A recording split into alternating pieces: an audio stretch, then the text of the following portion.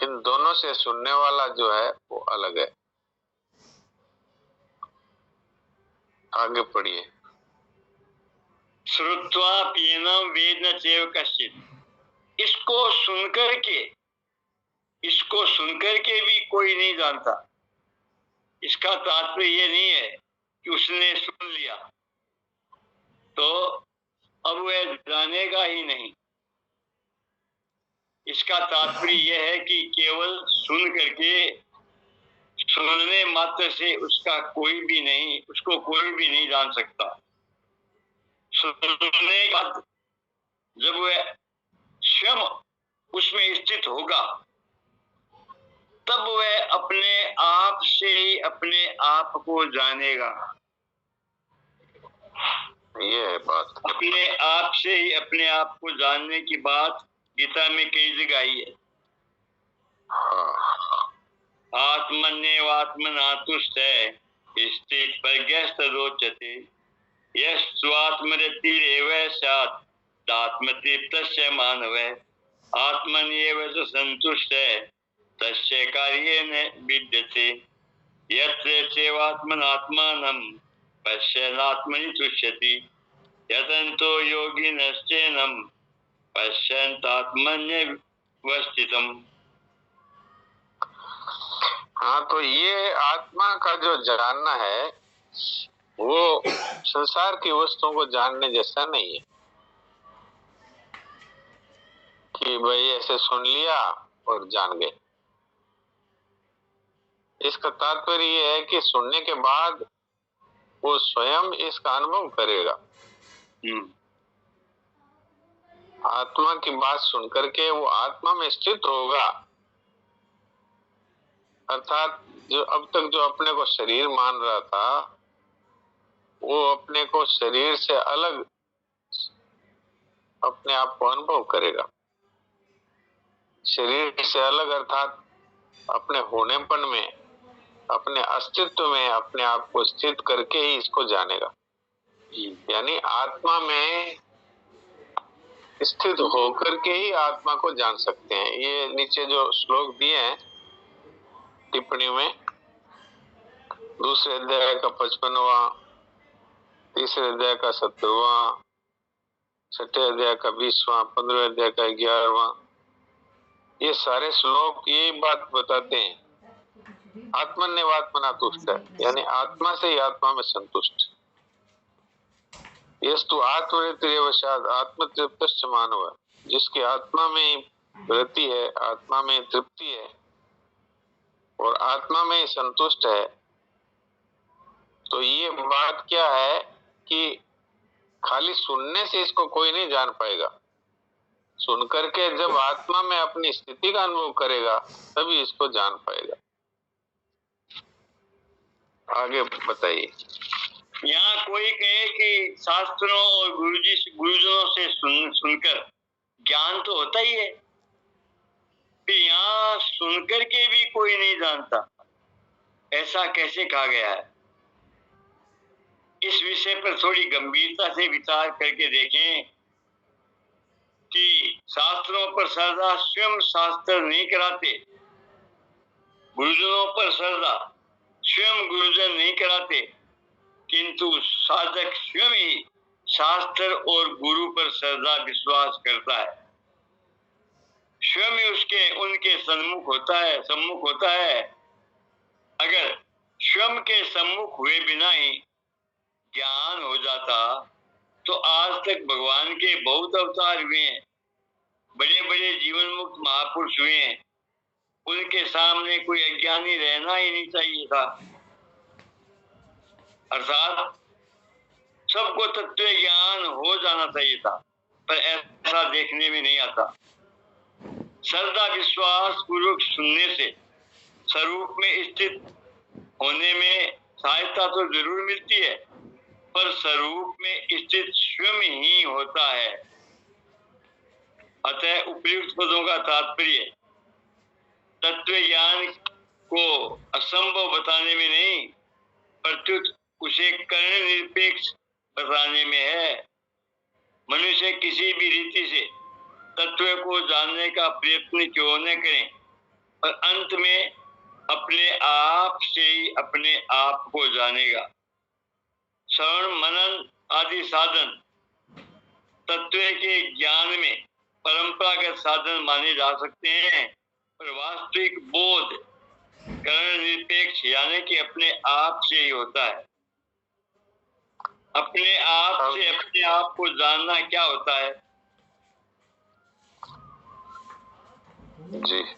एक होता है करना, एक होता है देखना और एक होता है जानना। करने में कर्मेंद्रियों की, देखने में ज्ञानेंद्रियों की और जानने में स्वयं की मुख्यता होती है। ज्ञानेंद्रियों का जानना नहीं होता, पर इसके बारे में थोड़ी बात करते हैं। यहाँ तक जो अभी पढ़ा इस बारे में बात कर लेते हैं। हाँ। तो कोई लोग ये कहते हैं कि भाई गुरुजनों से सुनते हैं तो ज्ञान तो होता ही है, फिर यहाँ ये कैसे कह दिया कि सुन करके कोई भी नहीं जान सकता। तो वास्तव में शास्त्र और गुरुजन बातें तो कहते हैं, पर इनमें श्रद्धा तो स्वयं की करनी पड़ती है। स्वयं खुद ही श्रद्धा करता है, न तो शास्त्र अपने पर श्रद्धा करवाते, न गुरु अपने पर श्रद्धा करवाते।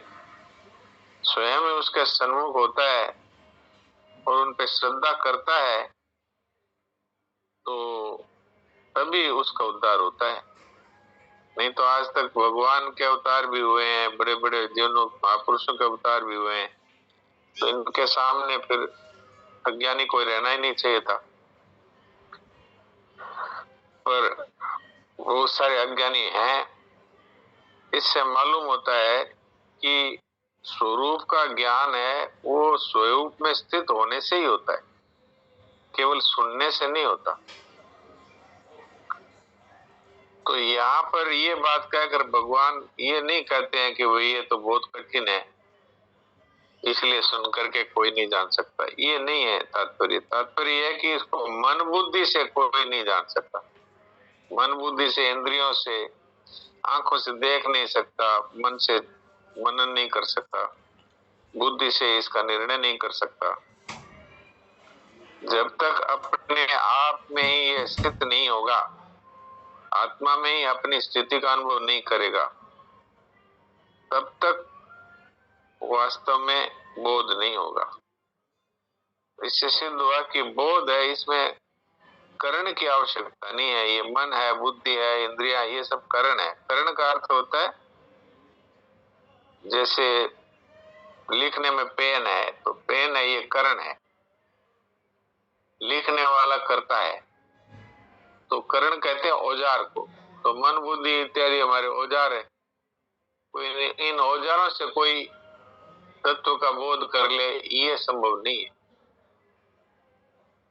इन सब से ऊपर उठ करके स्वयं में जब अपने आप स्थित होगा, तभी इसका बोध होगा। अब अपने आप से जानना क्या है, अपने आप से अपने आप को जानना क्या होता है, तो बताया एक करना होता है, एक देखना होता है और एक जानना होता है। करने में कर्मेंद्रियों की विशेषता होती है। कर्मेंद्रियां है जैसे हाथ है, पांव है, और ज्ञानेंद्रियों की देखने में जैसे आंख है, और जानने में स्वयं की विशेषता है, अर्थात स्वयं ही अपने आप में स्थित होकर जान सकता है। अब आगे पढ़िए। ज्ञानेंद्रियों के द्वारा जानना नहीं होता, प्रत्युत देखना होता है, जो कि व्यवहार में उपयोगी है। स्वयं के द्वारा जो जानना होता है वह दो तरह का होता है। एक तो शरीर संसार के साथ मेरी सदा भिन्नता है, और दूसरा परमात्मा के साथ मेरी अभिन्नता है, सदा अभिन्नता है। दूसरे शब्दों में परिवर्तनशील नाशवान पदार्थों के साथ मेरा किंचित मात्र भी संबंध नहीं है और अपरिवर्तनशील अविनाशी परमात्मा के साथ मेरा नित्य संबंध है, ऐसा जानने के बाद फिर स्वतः अनुभव होता है। इस अनुभव का वाणी से वर्णन नहीं हो सकता, वहां तो बुद्धि भी चुप हो जाती है। तो ये बात है। ये अगर इसको संक्षेप में कहा जाए तो इतना ही कहा जा सकता है कि जैसे आंखों से देखना होता है और मन से मनन करना होता है, बुद्धि से निर्णय करना होता है, ऐसा आत्मा के विषय में नहीं होता। आत्मा के विषय में दो तरह की बात हो सकती है, एक तो शरीर और संसार के साथ में से अलग हूं, और दूसरा परमात्मा के साथ या आत्मा के साथ में एक हूं। दोनों ही तरह से इसको जाना जा सकता है। परमात्मा के साथ अथवा आत्मा के साथ मेरा नित्य संबंध है और संसार और पदार्थों के साथ मेरा कभी भी कोई संबंध नहीं है। इस तरह अनुभव करने से और ये इस तत्व को जान सकता है। दो तरीके हैं। तो समय पूरा हो गया, इसलिए थोड़ी देर के लिए चिंतन रहित होकर के मूक सत्संग करते हैं।